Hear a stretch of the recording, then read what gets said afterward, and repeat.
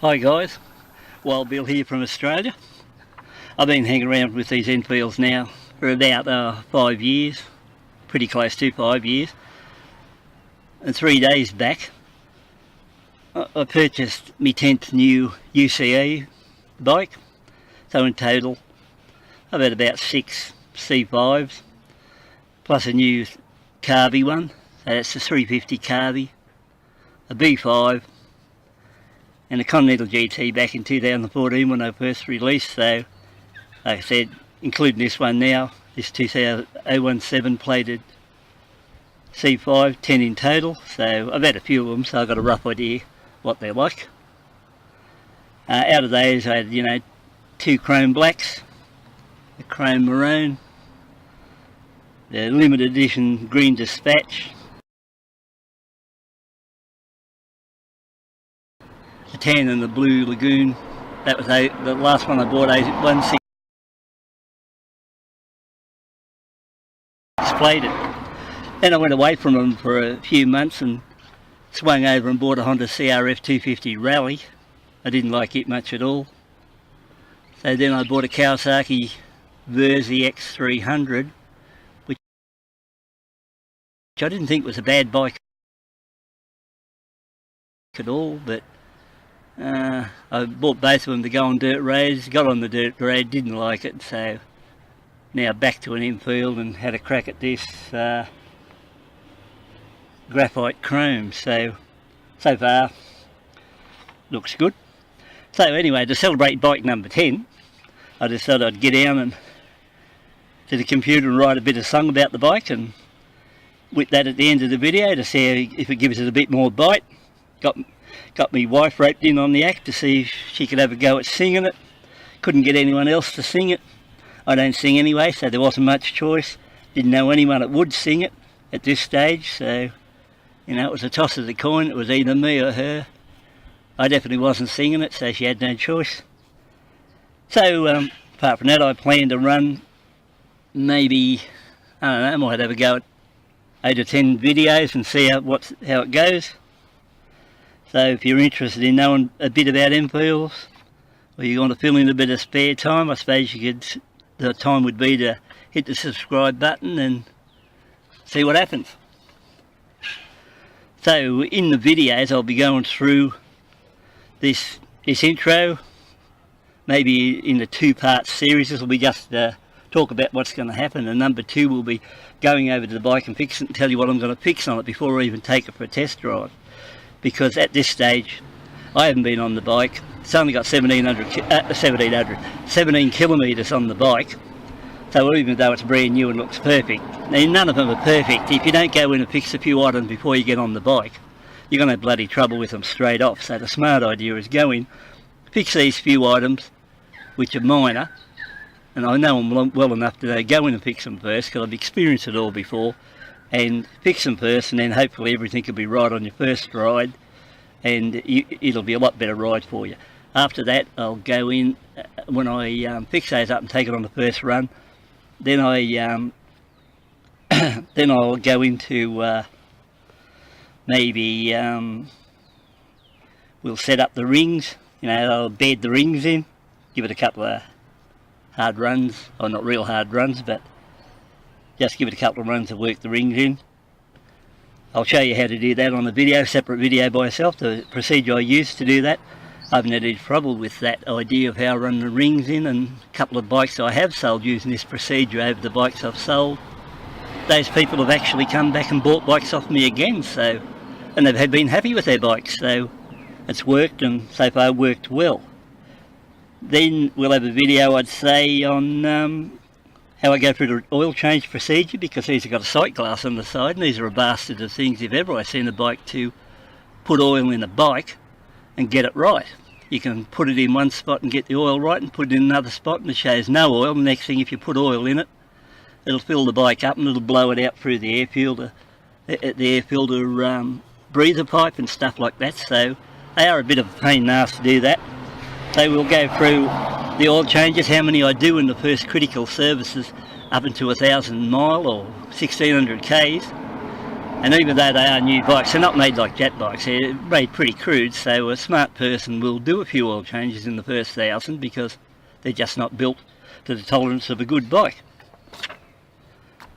So after that, I'll tell you what sort of oil I use, where I set the level, where I get my filters from, what slack I run on the chain or how I set my chain up. Just basic stuff, but it'll all be handy for the person who wants to know this sort of stuff. And most of the stuff I see on the tube will, most of the crap's only crap anyway, so I don't even take notice of what they say. And this is from 5 years experience of trial error and what I found out from good sites, what I belong to on forums who the blokes know what they do. And you only need one bloke that knows what he's doing. He's better than 10 that don't know what they're doing, so that's the best way to put it. After that we'll go on some run-ins, and while I run the bike in until it's classed as what I call running, take it for a few good bursts. Then I'll add a few go faster goodies, I think, plus a few visuals on it to dress it up a bit. And I must admit, from scratch, these bikes look alright, but in actual fact they are really gutless wonders. They are. You look at them like this and you say to yourself, I could ride this around, but with 27 horsepower they are friggin' gutless bikes. But for 400 bucks you can have that gutless bike running that well, that it'll go along at 100 kilometres an hour, pull the good hills and stuff like that in top gear, and you'll be there friggin' smiling away, and the exhaust will be banging away, and the bloody sheep will see you coming in the paddocks and run up the friggin' thing because you're scared the shit out of it, and you'll be there friggin' smiling yourself, and you'll say, fuck, I'm enjoying myself today. And you'll go out there and some days and you'll get on these old bastards, which they look like a friggin' 50-year-old, but you know, that's the novelty in buying, because I really like them. But you'll get out there and you'll ride the bastards 400 kilometres or 250 mile, and you'll come back and say, fuck, that was a good day. And it won't cost you much, because I'll do I don't know, 120 kilometres to a litre or 75 miles to the gallon. And you know, the best thing about it, you can have a lot of fun. So if you look at another one, another thing too, I've not only had the 500s, I had the 350 when it was released, the Carby. I found when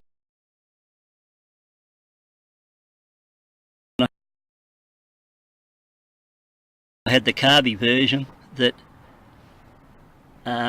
just by a $120 option on the Carby, the 350 Carby, I had both of them at once, the 350 Carby and the 500 AFI, and I found the 350 Carby was as quick around town as a 500cc with a bolt-on, but out on the road, not the case.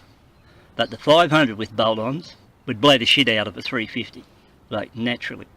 But you know, the 350 was close on $3,000 cheaper, would be a good option for somebody for a round town runner. Now the more important thing on these videos coming, and I'd say if you're interested, it's best you subscribe, because you know, if you can't learn anything off my site, you fucking won't learn anything off any of the sites, because I've got the knowledge of 10 bikes behind me, and it should speak for itself. Anyway, I plan to do a full rundown on all the new bikes I had from 2011 to 2017, so that's all these Enfields, model by model, and you'll be surprised. I'll tell you which one I think is the best, and then we won't be like other YouTubers who favour their own bikes or something like that, because I don't care. It's not as if I'm getting on here and saying, oh, this one here I like the best, because they just come here, they go, I ride them, I enjoy them, piss them off and buy another one. That's the way it goes. Like the one you're looking at now, never been on it, I don't know how long it'll start. 2018 will come and you'll probably see me on another bike. It's just the way it goes. It's been like this for the last 5 years, and like prior to this bike, when I first started 5 years ago and bought one, I hadn't been on a bike since '73 when I bought a new Suzuki GT 750. After I got rid of that bike, I went into cars and I don't know, I fucked around with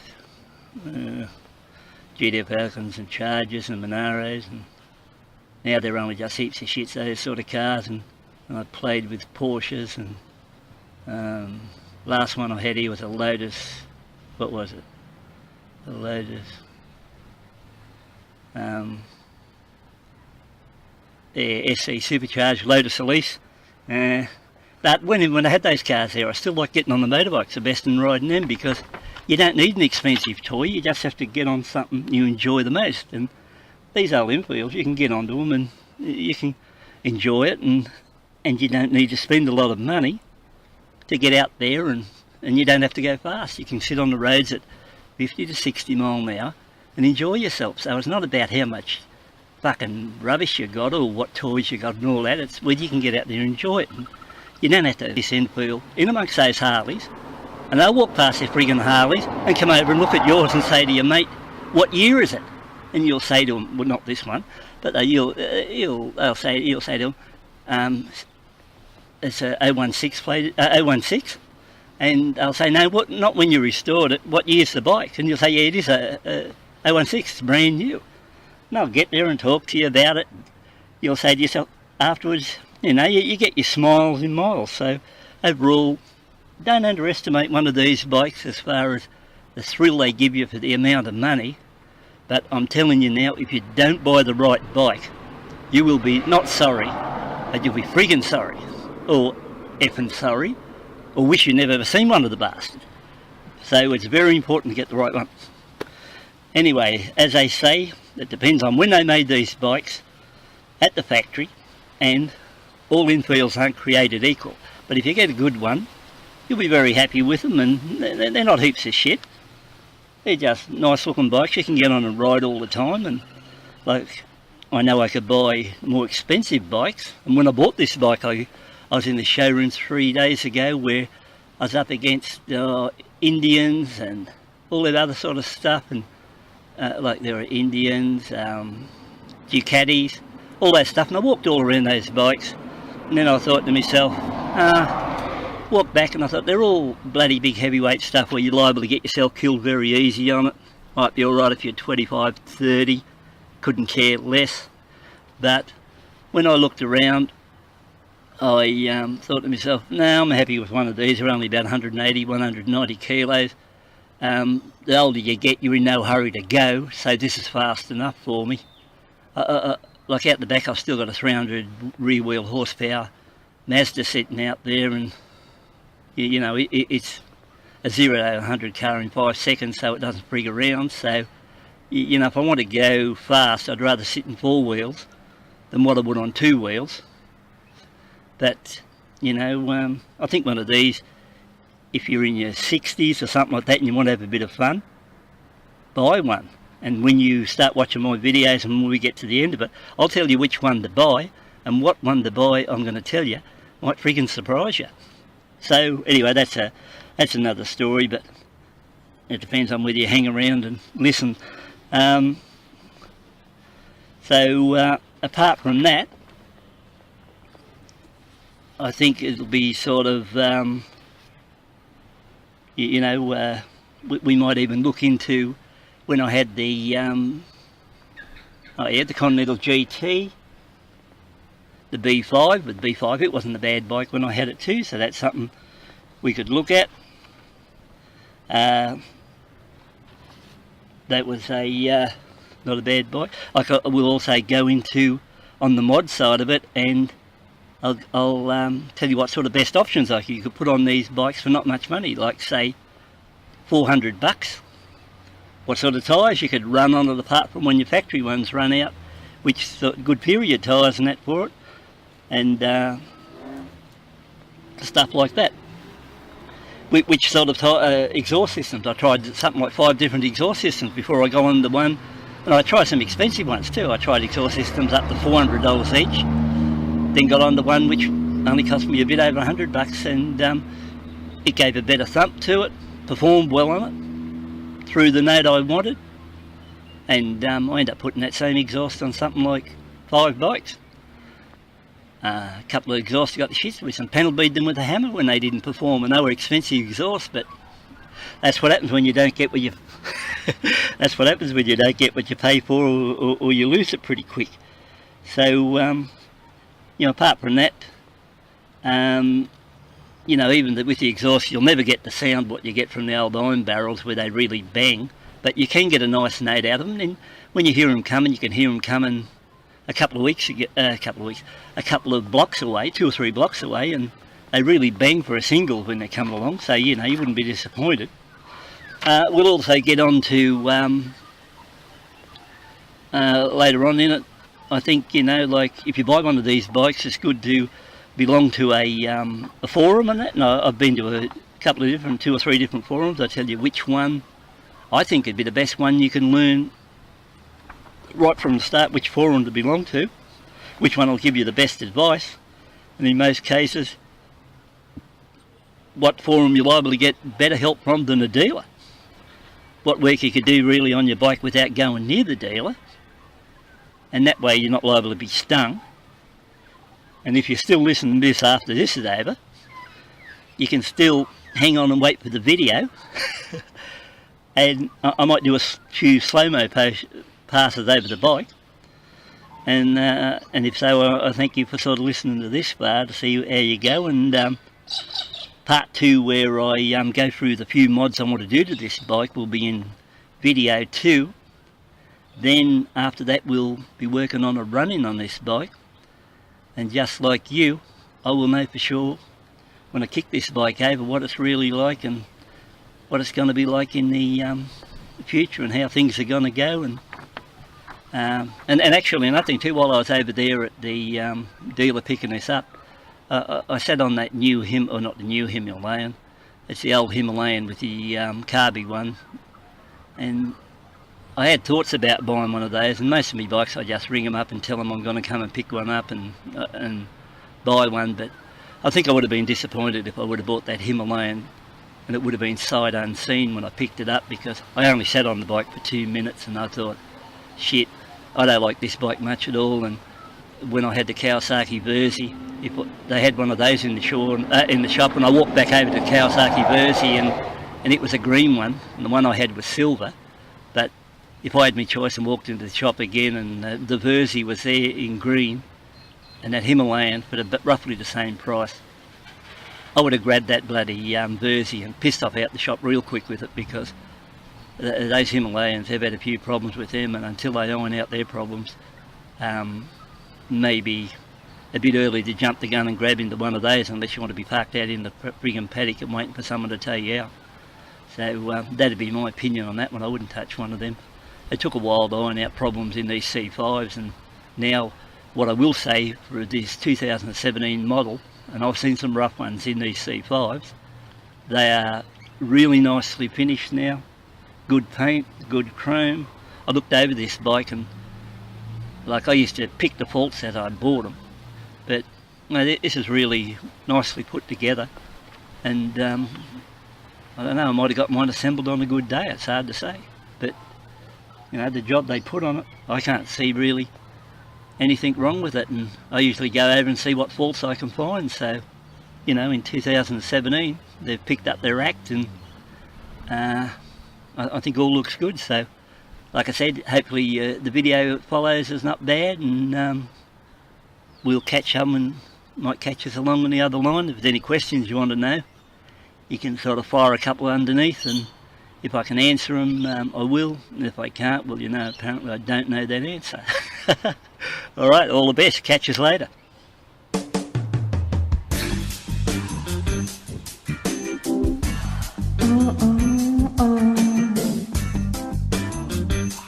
Let me tell you, I can still remember when I caught my first dream bike. An Indian called a bullet, a dream it was to sight. Had a 500cc motor and a good old steel bars. The electrics were not crush hard, but it ran well with the cars. I first rode the local paddocks to get the hang of things, then ventured on to tarmac to stretch its outer wings. While out one day and cruising at its best, a siren came far from behind, put a pounding in my chest. I was out cruising cruising on hot summer's day, flat out in field as the taco needles sway, side piper scraping as the tail slides through the bends. My adrenaline pumping, I'm running hard with my friends. I pulled across to the roadside curve. I knew I was in trouble. The local couple wasn't friggin' about and had written out my summons. He asked me for my license, which of course he knew was none. Got a trip back to the local slumber and a bullet left in the sun. So now these days are gone, I have a new EFI 27 horsepower top and a smile which lights the sky. I can press or kick the starter and it never lets me down. My good Royal Enfield Classic is by far the best in town. Ooh, I was out cruising on a hot summer's day, flat out in Enfield as the tackle needles sway, side pipe scraping as the tail slide through the bends. My adrenaline pumping, I'm running hard with my friends.